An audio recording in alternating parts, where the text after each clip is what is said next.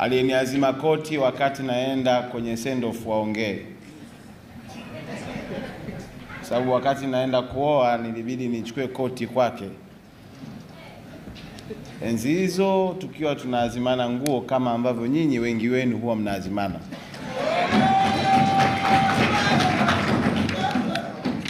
Sigambo, karibu.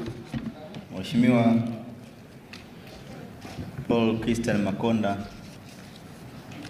mkuu wa mkoa wa Dar es Salaam.